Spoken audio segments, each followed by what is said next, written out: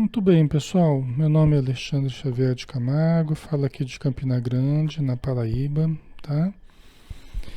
Nós trabalhamos para a Sociedade Espírita Maria de Nazaré e nós estamos todos os sábados às 16 horas na nossa reunião pública, palestra, passe, atendimento, né? Posteriormente, quem quiser vir nos conhecer, né? Será muito bem-vindo. E será muito bom poder abraçá-lo, né, pessoalmente e podermos conversar, tá bom? Vamos dar início então, pessoal. Vamos continuar com o livro Nos Domínios da Mediunidade, né? Vou pegar aqui, nós estamos no capítulo 24, Luta Expiatória, tá? Nós estamos analisando o caso de um rapaz que também está na reunião mediúnica recebendo auxílio, né? E ele teve uma crise também, o corpo começou a tremer, né? Ele ficou ali meio inconsciente, numa situação bastante difícil, constrangedora, né? Aí os espíritos amigos auxiliaram, né? Mas era devido à presença de um determinado espírito ali nas proximidades, né? Acho que dois espíritos, se eu não me engano, que estavam nas proximidades dele, né? Estavam ali por perto. Então, ele sentindo essa presença, ele entrou num processo neurológico, fisiológico, né? Mais difícil, né? Até o André Luiz, o Hilário, eles perguntaram, né, se ele poderia ser compreendido como um médium, né? Não houve propriamente uma incorporação, né? Não houve um fenômeno mediúnico, né? Mas os espíritos que estavam ali estudando, o André Luiz e o Hilário, perguntaram para o Aulus, né, se ele podia ser considerado um médium. Aí o Aulus falou que, por enquanto, ele era um doente, né? Necessitando de tratamento, necessitando daquela oportunidade para que os aprendizados pudessem futuramente produzirem a possibilidade do trabalho, né? Então ele até respondeu ao Aulus aqui, ó, de imediato não, né? Ele pode ser considerado um médium no sentido da percepção que ele teve das presenças ali que evocaram nele um mal-estar, um reflexo condicionado, né? Um condicionamento negativo. Então, ele de alguma forma ele percebeu as presenças, né? Então, de modo geral, nós somos todos médiuns, né? Com maior ou menor sensibilidade. Mas ele poderia trabalhar com a mediunidade dele? Não, né? De imediato não, né? Respondeu o assistente. De imediato não. Presentemente é um enfermo que reclama cuidado assistencial. No entanto, sanada a desarmonia de quem é portador, poderá cultivar preciosas faculdades medianímicas, porque a moléstia, nesses casos, é fator importante de experiência. E, inclusive, a moléstia, a desarmonia, está levando ele para a casa espírita, né? Isso aqui é importante também, porque nós somos levados para a doutrina espírita, para a casa espírita, muitas vezes para a reunião mediúnica, para os tratamentos necessários, devido aos problemas que nós trazemos. Dificilmente as pessoas vão se vinculando aos trabalhos sem necessitarem, sem sentirem que necessitam, né? A pessoa que não sente muito a necessidade, ela dificilmente ela vai se vinculando aos trabalhos, às reuniões mediúnicas, às palestras, aos estudos. Geralmente é quem começa a sentir a necessidade e a necessidade vai levando a pessoa para a casa espírita. Quando começa a melhorar um pouquinho, vai melhorando, tal, né, suficientemente para ela começar a aproveitar mais a vida, muitas vezes até ela vai deixando as atividades, vai deixando o centro até piorar de novo, aí depois volta. Muitas vezes acontece isso, né? A pessoa começa a melhorar, a chegar ao ponto que não precisa nem ir no centro mais, porque já está bom.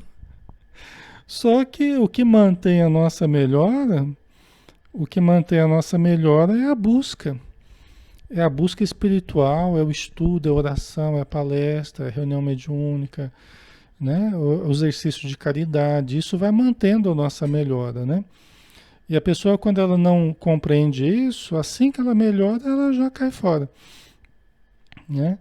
E aí, muitas vezes, volta o mal-estar, volta, até porque a pessoa frequentemente é médium, né? E não se trata de melhorar pontualmente, se trata de vir a trabalhar com a sua mediunidade, né? Com o conhecimento que vai adquirindo e tal. Então acontece muito isso, né? Acontece muito isso das pessoas melhorarem e pararem de ir, né? Então vamos lá, vamos continuar pegando do parágrafo de hoje aqui, né? O instrutor comparou a dor em nossa vida íntima ao arado em terra inculta, o qual, rasgando e ferindo, oferece os melhores recursos à produção, né? Então vamos analisar isso, né? O mentor, ele comparou a dor na nossa vida íntima ao arado em terra inculta, né? Terra que não está preparada, né? Então a dor, ela vai preparando a terra interior, a nossa terra interior, né? Vai preparando a nossa vida íntima. Por quê? Porque se não houvesse a dor, nós estaríamos usufruindo a vida, curtindo a vida, despreocupados, despreocupados de reflexões mais profundas, de conhecimentos mais profundos, que geralmente a gente busca quando nós estamos com conflitos íntimos, né? Quando nós estamos com necessidades mais intensas, nós costumamos buscar as explicações para aquilo.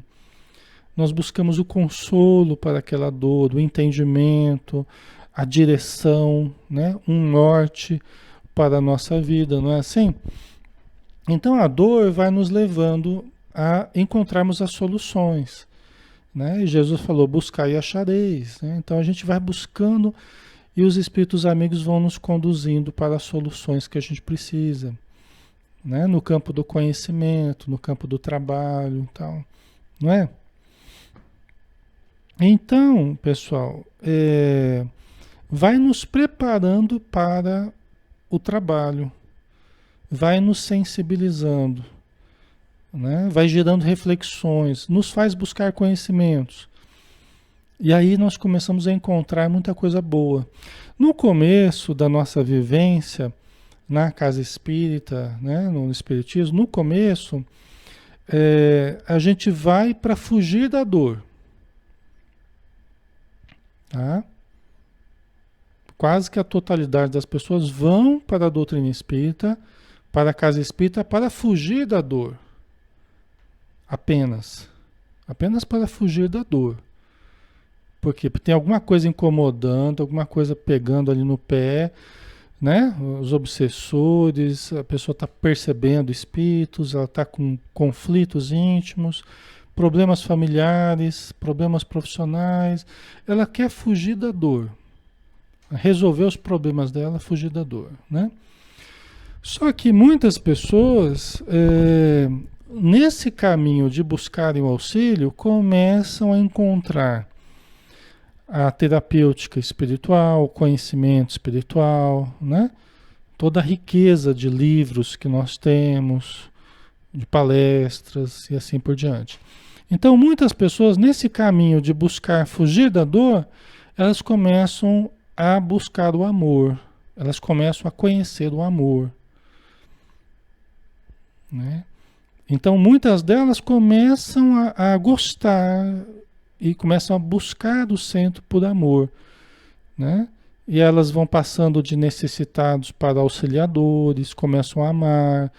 Então, eu já não vou mais para fugir da dor, eu vou para buscar o amor, para buscar o alimento que eu preciso, porque lá eu encontro as pessoas que eu me alimento da fraternidade, eu me alimento do carinho das pessoas, né, da alegria, das pessoas que vibram na frequência que a gente está vibrando, né, que tem um entendimento como a gente está tendo também sobre a vida, né, sobre os problemas da vida. Então a gente se alimenta uns aos outros no campo da fraternidade E isso é muito gostoso, né? Então a gente começa a sentir prazer em buscar, né? Já não é mais só para fugir da dor, mas é para vivenciar esse amor, né? Que vai se expandindo cada vez mais, tal. Ok, pessoal?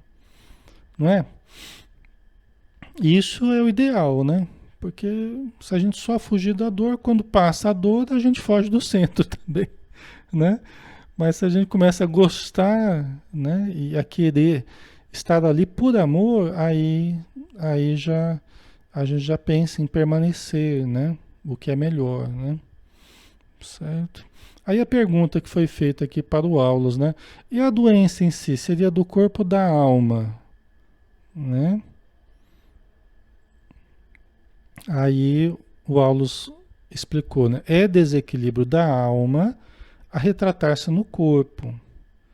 Nosso amigo, em reajuste, antes da presente imersão na carne, vagueou por muitos anos em desolada região de trevas.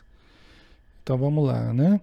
Então é um desequilíbrio, o problema que ele teve, que ele está tendo há muitos anos, né? É desequilíbrio da alma, mas ela se reflete no corpo também. Ele tem crises, né? Movimentos repetitivos. É parecido com quase que uma convulsão, né? Não foi bem caracterizado aqui uma convulsão. Eles nem falaram nem em convulsão, mas ele chamou de coreia, né? Ou coreia, não sei como é que os fisioterapeutas chamam os movimentos, certos movimentos repetitivos, né? Que a pessoa começa a ter nessas crises, né? E parece que ele perdeu a consciência e voltou desmemoriado, né? Então, nosso amigo em reajuste, antes da presente imersão na carne, quer dizer, antes dele reencarnar na presente encarnação, né? Ele ficou muitos anos em desolada região de trevas no plano espiritual, né? Então veja só, antes dele mergulhar na matéria, ele ficou perambulando durante muitos anos em região de trevas no plano espiritual. E ali, pessoal, ali a gente encontra espíritos perversos, espíritos que hipnotizadores, né? Pessoa que permanece, né? É como você permanecer na rua ao relento, né? Você está sujeito às intempéries, você está sujeito aos bandos de malfeitores que ficam vagando nas ruas. Só que no plano espiritual isso é mais complicado do que nas nossas ruas aqui, tá? Bem mais complicado, certo? No plano inferior, né?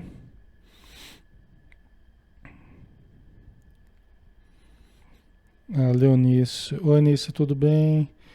A Leonice Carmona, é verdade, amiga. A maioria, depois que melhorou, esquece que precisa de manutenção sempre, se afasta, né? Então, é isso aí. E precisa de manutenção mesmo, né? Na verdade, não é o fato da gente usar os recursos terapêuticos de uma forma utilitarista, né? Usar a prece, o evangelho no lar de uma forma utilitarista, né? Eu vou usar durante um tempo para melhorar, né? Eu devo introduzir novos hábitos na minha vida. E aí que está a questão. A estrutura que eu tinha na minha vida estava produzindo desequilíbrio, estava produzindo obsessão, desarmonia, né? Estava produzindo resultados ruins. Então, quando eu tenho resultados ruins, eu tenho que pensar, eu preciso mudar a minha estrutura de vida. Então, mudar a estrutura é colocar novos hábitos. Ninguém colhe resultados diferentes mantendo os mesmos hábitos, né? Então, nós precisamos mudar certos hábitos mentais, de pensar de forma correta, mudar certos hábitos emocionais, de sentir da forma correta, né? Então, nós precisamos alterar hábitos na nossa vida, colocar leitura elevada, oração, meditação, mentalização positiva, né? Pensamentos positivos, caridade e tal. Aí vai, a lista é longa, né? Ok? E a frequência na casa espírita ajuda para estar sempre nos lembrando daquilo que nós precisamos fazer de mudanças na nossa estrutura. E aí os resultados vão se mantendo, né? Agora o grande salto é quando a gente vai saindo da posição de necessitados para auxiliadores. É aí que vai se dando o grande salto, né? Porque todo mundo pode ajudar um pouquinho. Mesmo que não está bem de todo ainda, mas começa a ajudar e vai melhorando cada vez mais. Porque quanto mais você vai se colocando na posição de quem ajuda também, mesmo que sendo coisas com a sua capacidade de ajudar, no nível em que você se encontra, mas aí você vai fazendo com o que você pode e o que você pode vai se ampliando e você vai saindo cada vez mais da posição de quem recebe ajuda para a posição de quem dá ajuda. Ok? Então, se a gente vai percebendo isso, fica mais fácil da gente sair da condição só do necessitado, né? E aí nós vamos passando a condição do auxiliador, tá? Isso é muito importante, né? Então ele ficou muito tempo nas regiões de trevas, né? No plano espiritual. Aí foi vítima de hipnotizadores cruéis, com os quais esteve na mais estreita sintonia, em razão da delinquência viciosa a que se dedicara no mundo. Estão vendo? Quer dizer, ele ficou lá ao relento, ficou lá, eles não estavam abandonados, ninguém fica abandonado na casa do Pai, né? No nosso planeta, ninguém está abandonado nunca. Quanto menos os seres humanos, né? Que já tem um nível de complexidade, de evolução, mesmo que com paixões, com vícios, com problemas, né, defeitos, mas nós temos muitos cuidados, nós somos muito cuidados por parte dos espíritos amigos. Só que nós demoramos a nos abrir à ajuda que nós já estamos tendo. Então os espíritos estão ali tentando nos ajudar, né, tentando nos orientar, tentando nos intuir. As mãezinhas estão lá visitando o filho lá nas cavernas, nos umbrais, nas trevas. E o filho não vê a mãe, né? O filho não lembra de fazer uma prece. Ele está preso à revolta, à indignação, aos vícios, aos apegos à matéria, né? Ele não lembra de buscar a Deus. Às vezes nem foi alguém que cultivou a fé durante a sua existência, né? Não cultivou religiosidade, não cultivou caridade, né? Então ele não consegue improvisar isso de uma hora para outra. Então a dor vai trabalhando nele durante um longo período, às vezes décadas, até séculos, né?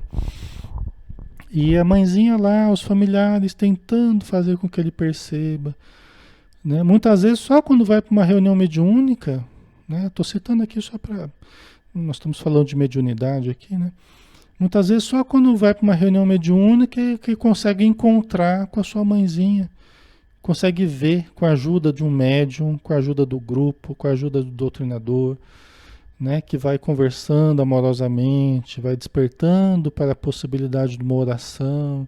Então, às vezes só com esse momento que ele consegue vislumbrar, né, uma réstia de luz, vamos dizer assim.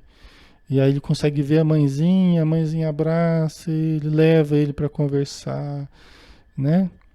Explicar para ele que vai cuidar dele e tal. Que é sempre muito bonito isso, né? É sempre muito comovente essa situação, né? Mas muitas vezes depois de décadas ou até séculos, né? Ok.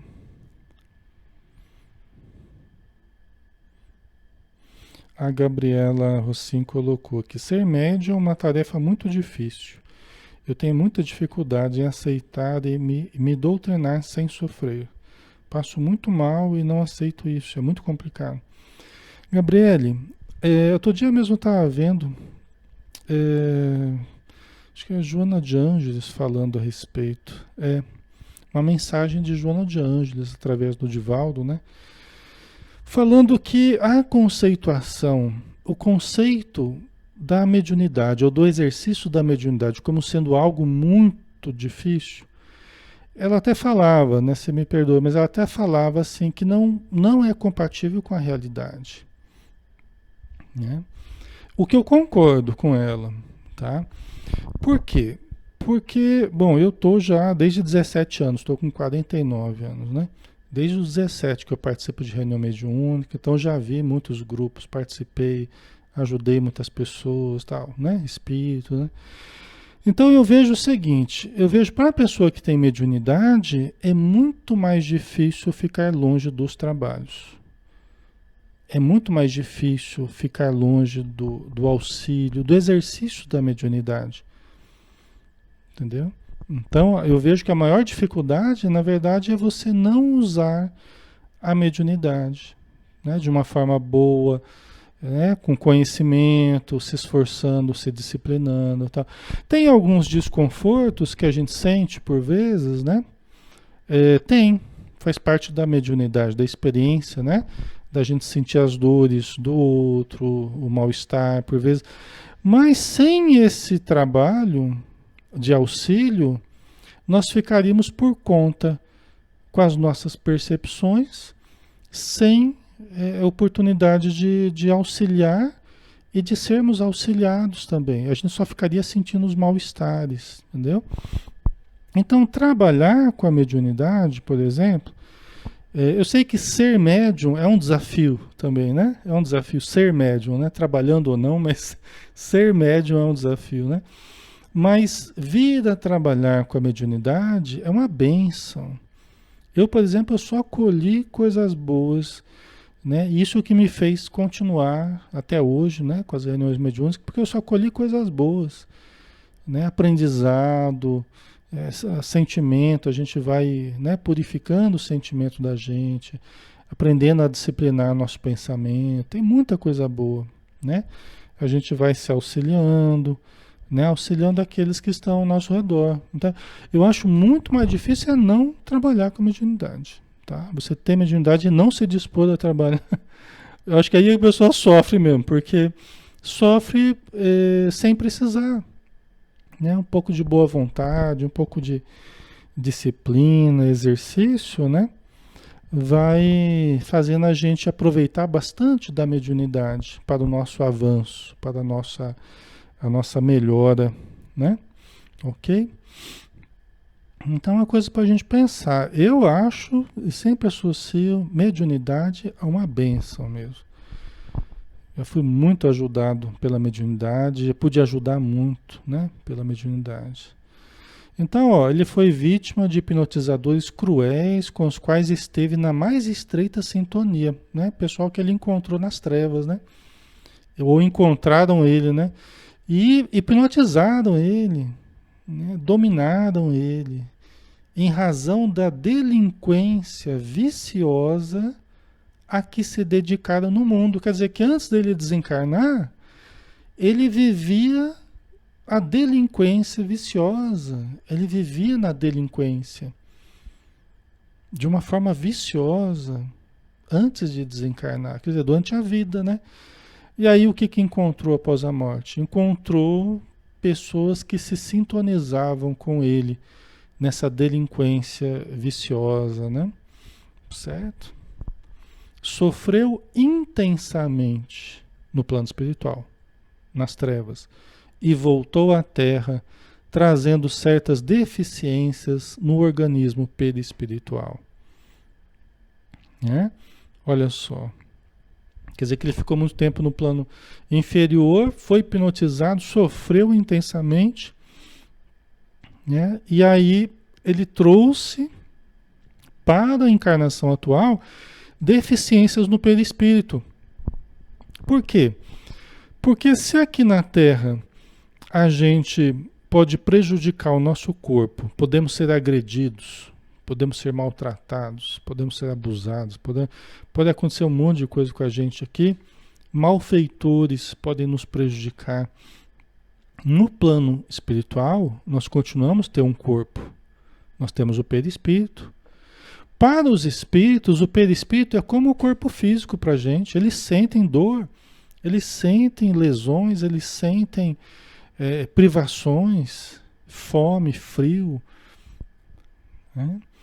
Então, ele sofreu intensamente nas mãos desses hipnotizadores. certamente foi agredido, foi torturado, foi, né?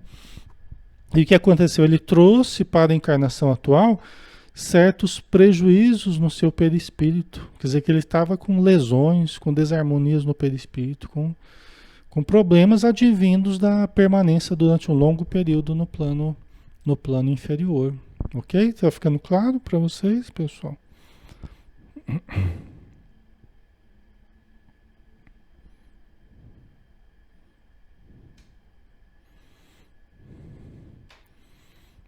Ok.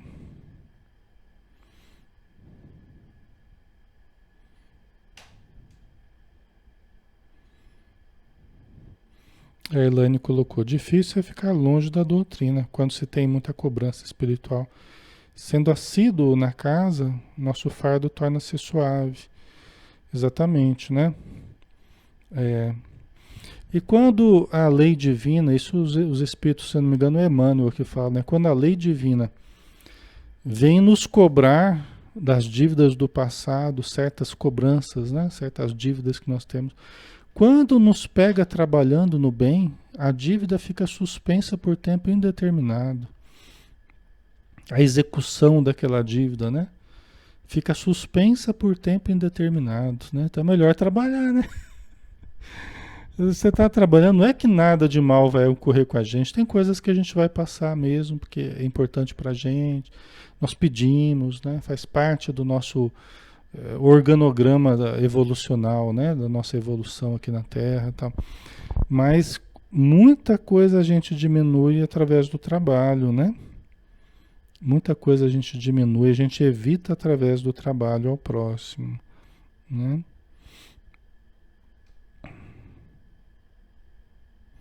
Ah, Gabriele, né? Eu vi sua resposta aqui. Eu não vou ler ela inteira, Gabriele, mas eu dei uma lida aqui, eu já vi, tá? Ok, né? É, tem que voltar, volta a trabalhar, Gabriele, volta a trabalhar. Trabalhe muito, né? Volta a trabalhar, porque é isso mesmo. É, às vezes a gente é meio teimoso, a gente fica batendo cabeça. Mas que bom que você está tendo essa leitura, né? Que você tá lendo a situação da forma correta, né? Você está enxergando as coisas da forma correta. É só voltar mesmo, voltar a trabalhar. Quando a gente atrai o amor, quando a gente gera o amor, a dor se afasta. Quando a gente afasta o amor, a dor se aproxima, tá? Então, se você está amando, está ajudando, está colaborando, a dor ela vai dando uma afastada. Né? Quanto mais você ama, a dor vai se afastando. Se você começa, não vou mais amar, não vou ajudar, não vou, aí a dor se aproxima. Você afasta o amor, né? Aí a dor se aproxima. Ok?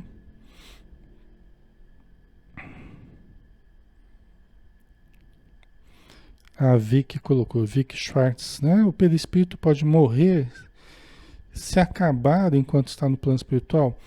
Não, o perispírito não pode morrer, tá? Nós não morremos, não há uma segunda morte no plano espiritual, ok? Até o André Luiz trata sobre isso no livro Obreiros da Vida Eterna, tá? Da série dele, né? É onde ele se depara com uma situação em que os espíritos infelizes estão recebendo dardos magnéticos, né? Porque estão tentando avançar sobre a casa transitória de Fabiano, né? Que é um posto de socorro, e aí as defesas da casa estão atirando dardos magnéticos, que o espírito ficava lá caído, dormindo, né? E o André Luiz ficou espantado, falou, nossa, né? Uma morte depois da morte, né? Aí o Jerônimo falou assim, não, André, isso aí é temporário. É temporário, ele recebe uma descarga elétrica, ele fica lá meio inconsciente, mas não é que ele morreu, né? Então o perispírito não morre não, tá? Mas pela ação dos espíritos perversos, eles podem deteriorar o perispírito no sentido da forma, né? Tem os casos de licantropia, zoantropia, né? Que eles induzem a pessoa a ficar na forma de um animal, por exemplo, né? Tudo isso é passageiro, mas é um passageiro que enquanto está existindo, né? Causa desajustes no perispírito. Isso é real. né?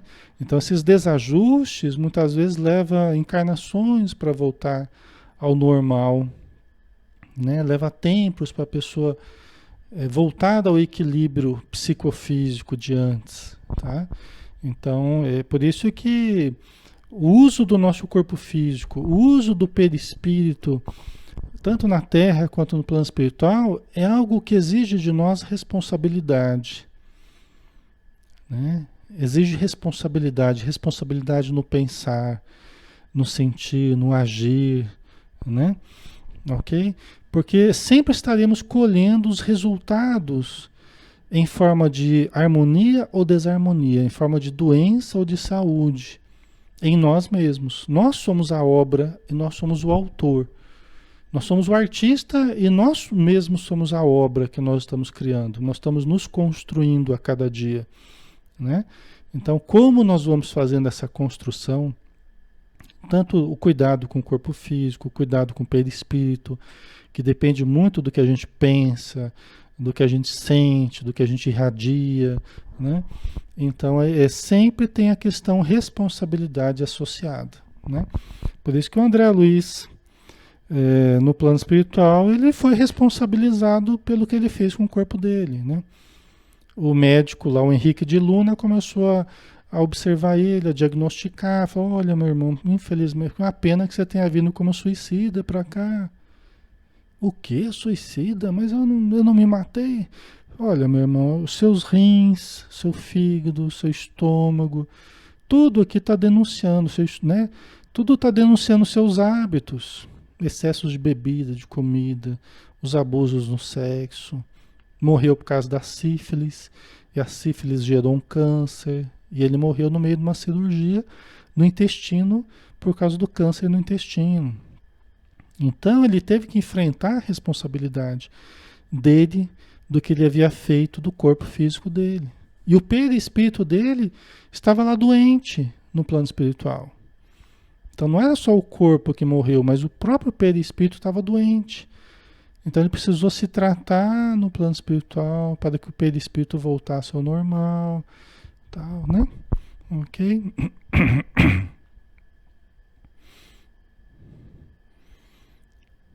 Certo. Vamos lá, mais um pouquinho.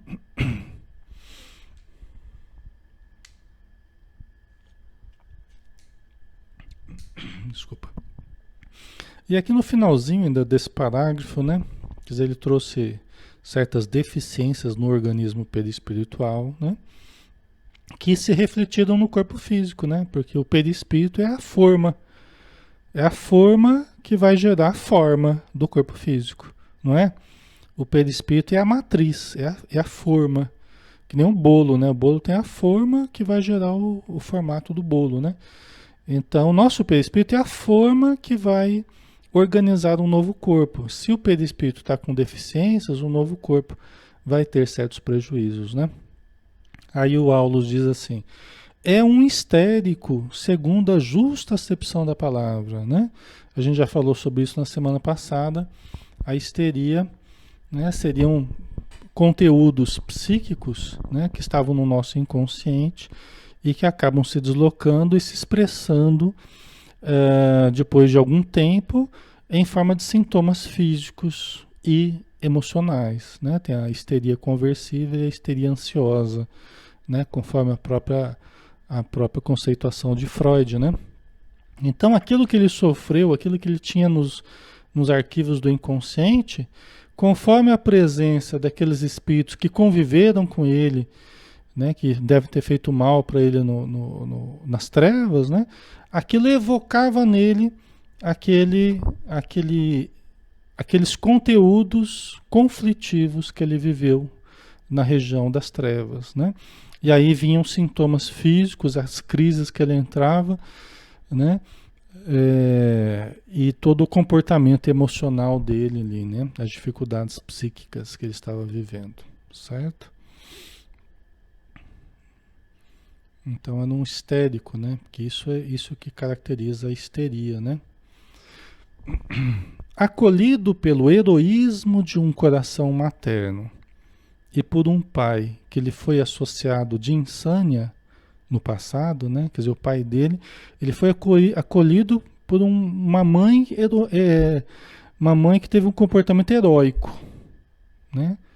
De acolhê-lo, talvez devido à grande dificuldade dele, né? Então ela foi uma verdadeira heroína, né? E um pai que ele foi associado de insânia, quer dizer que o pai esteve junto com ele no passado, nos comportamentos equivocados dele no passado. O pai participou desses comportamentos dele equivocados, criminosos do passado, né? Hoje, também na travessia de amargosas provas, o pai dele vem procurando a própria recuperação. O rapaz apresentava a desarmonia trazida do mundo espiritual desde os 7 anos de idade, né? Você vê que logo, né, com 7 anos de idade, o menino já começou a demonstrar esses sintomas histéricos, né? Essas somatizações dos conteúdos psíquicos do inconsciente, né? E já começou a ter as desarmonias que a gente está vendo aqui. Agora você vê também que a lei divina, né, não dá ponto sem nó, né? Então você vê as pessoas sofrendo juntas aqui nessa encarnação, porque no passado também participaram, né? Participaram de ações criminosas em comum, às vezes na mesma quadrilha, no mesmo grupo criminoso, né? E agora estão juntos aqui e um tentando ajudar o outro, né? Muitas vezes, né? Um tentando suportar o outro, ajudar o outro, depende da situação, né?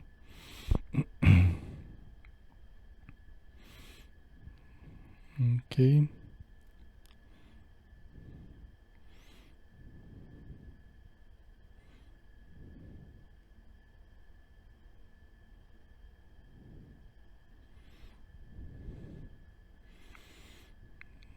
Ok, muito bem. Então vamos lá.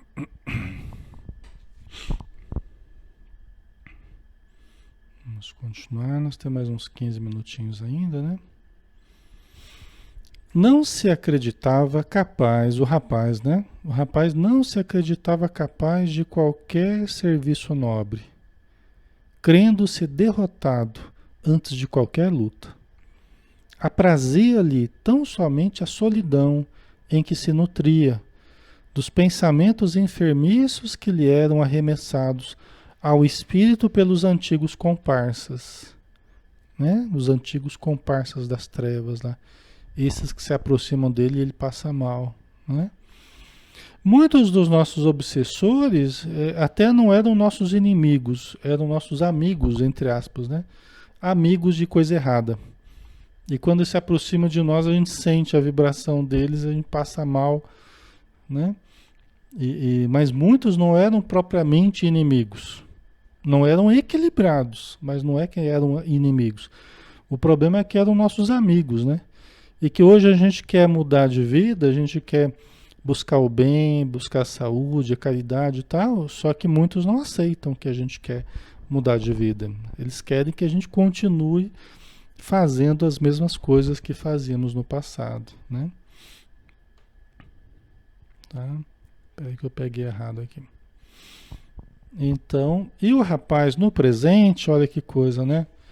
Ele traz um sintoma físico, que nós sabemos que na verdade é o reflexo da mente dele, né? Do inconsciente e tal. Mas ele traz essa questão também no campo emocional, mental e emocional, de se sentir incapaz de qualquer serviço nobre, né? Se sente derrotado antes de qualquer luta. Isso aqui é muito comum, pessoal. Quando a gente erra muito no passado, é muito comum a gente vir com complexos de inferioridade. Então a gente acha que estão sempre falando da gente, que estão rindo da gente, que ninguém gosta da gente, que nada do que a gente fizer vai dar certo. A gente não se acha capaz, a gente não se acha merecedor de nada, não se acha merecedor de ser amado. nem de ser feliz, porque alguma coisa dentro de nós nos diz que nós erramos muito, né? Que nós geramos infelicidade, dor para o outro, sofrimento para o outro, prejudicamos a vida do outro ou dos outros, né? E aí a gente vem com essa sensação interior, né? Com essa percepção dos erros cometidos. É lógico que se a gente começa a fazer o bem, começa a fazer a caridade, começa a ajudar, muito disso vai melhorando. Até porque nós precisamos nos desidentificar de quem nós já fomos. Hoje nós temos que ser uma outra pessoa. Nós temos que mudar, né? Procurar fazer diferente. Se ficarmos muito identificados com o passado de erros, a gente até aumenta a chance da gente fazer de novo. Né? Então, o grande objetivo, até como diz Joana de Ângeles, né, é nós nos desidentificarmos do passado, dos conteúdos do passado. Né? Não é colocar a sujeira embaixo do tapete, não. Mas é olhar para frente. Nós teremos que limpar essa sujeira toda. Nós teremos que ajudar a quem a gente prejudicou. Mas a gente só vai ter condição de fazer isso olhando para frente, continuando a caminhar e não ficando parado olhando para trás. A gente só vai conseguir amar se a gente se amar e se der uma chance da gente ser feliz, da gente fazer o bem, né? Da gente cultivar um pensamento positivo. Os espíritos obsessores não querem que a gente faça nada disso. Não vai ajudar nada porque não tem condição. Não vou deixar pensar positivo, não vou deixar pegar num livro, não vou deixar ajudar ninguém, nem achar ajuda, né? Porque é o mesmo safado do passado, é o mesmo. Eles nos veem como o mesmo do passado, a mesma pessoa no passado. Eles olham para nós, eles enxergam a pessoa do passado, não a pessoa que nós somos hoje. Mas independente disso, nós precisamos olhar para frente, levantar a cabeça, continuar caminhando e buscar toda vivência possível que nos leve a sermos mais felizes, a sermos mais positivos, né? Mais caridosos, termos mais conhecimento, mais saúde, tal, tal, tal. Porque fazendo assim, nós vamos viver melhor e vamos ter condição de ajudá-los também. Nós acabamos trabalhando com mediunidade, a gente vai acabar atendendo eles na reunião mediúnica, às vezes através de nós mesmos, através da nossa mediunidade ou da doutrinação, nós vamos conversar e muitas vezes vão ter que pedir: meu irmão, me perdoe, eu era uma pessoa muito atrasada, né? Eu não sabia o que eu estava fazendo, na minha insânia, eu era uma pessoa louca, não sabia o que eu estava fazendo, né? Então, assim, muitas vezes nós vamos... E é uma bênção a gente poder pedir desculpa para aqueles que algum dia, a gente não lembra, mas algum dia a gente feriu. É uma bênção quando a gente tem essa oportunidade. Isso não nos deve entristecer. Saber que nós já cometemos erros, saber que nós já pisamos na bola, isso não deve nos entristecer.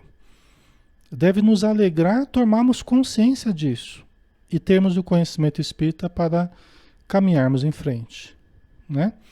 Só que aí a gente tem que também lançar a mão da humildade, né? Pô, então eu também não posso ficar julgando, não posso ficar agredindo, não posso ficar, né? Por quê? Porque, pô, se eu já errei tanto, quem sou eu para ficar falando dos erros dos outros, né?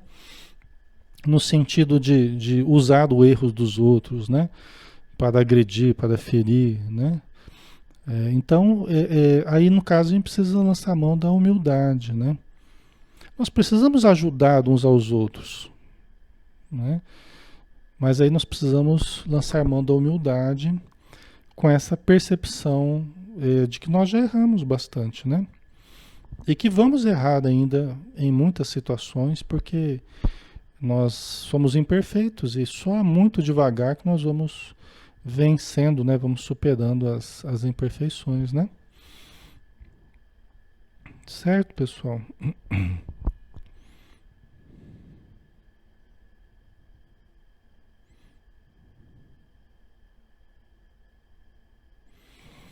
Cássia Valéria colocou. Então, essas somatizações podem ter origens em vidas passadas? Sim. Sim, frequentemente tem, Cássia.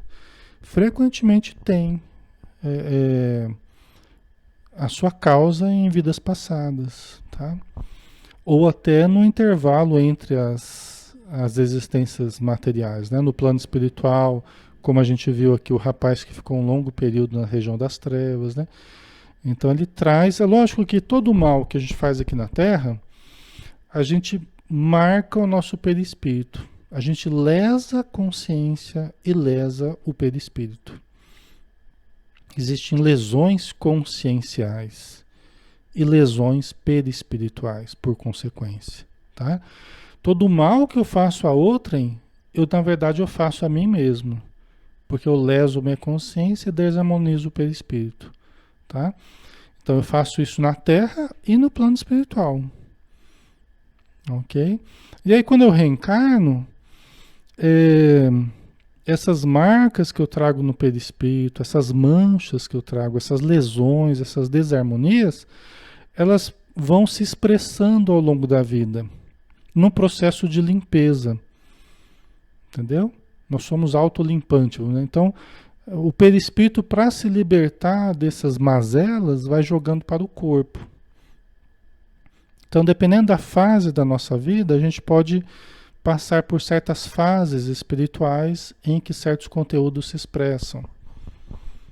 Entendeu? Numa certa fase aparece lá um problema de pele, aparece lá, né, um problema intestinal, uma infecção, um problema de uma coisa ou de outra, que pode ter a ver com fatores ambientais no presente, pode ter a ver com situações emocionais no presente, pode também.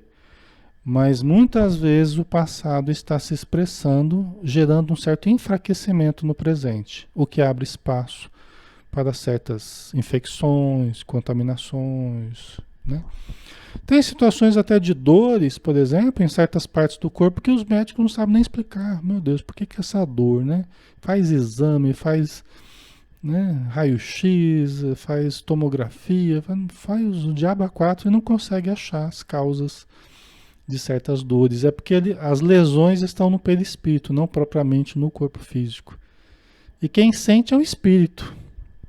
Quem sente, na verdade, o ser perceptivo, vamos dizer assim, é o espírito, não é o corpo. O corpo é apenas o canal para a percepção, tá?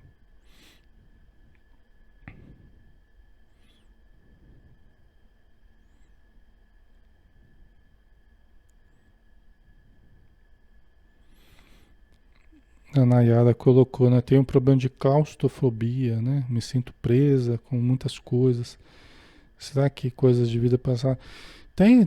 A claustrofobia muitas vezes tem conteúdos de existência passada, assim, né? Às vezes pessoas que foram enterradas vivas, pessoas que ficaram presas em calabouços, né? Muitas vezes desenvolvem esse tipo de problema. Mas também na época da gestação, né?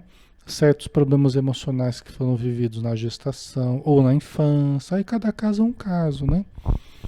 Então tem coisas que a gente não se lembra, mas olha, com autoanálise, às vezes com terapia, com autoconhecimento, com a busca do bem, né?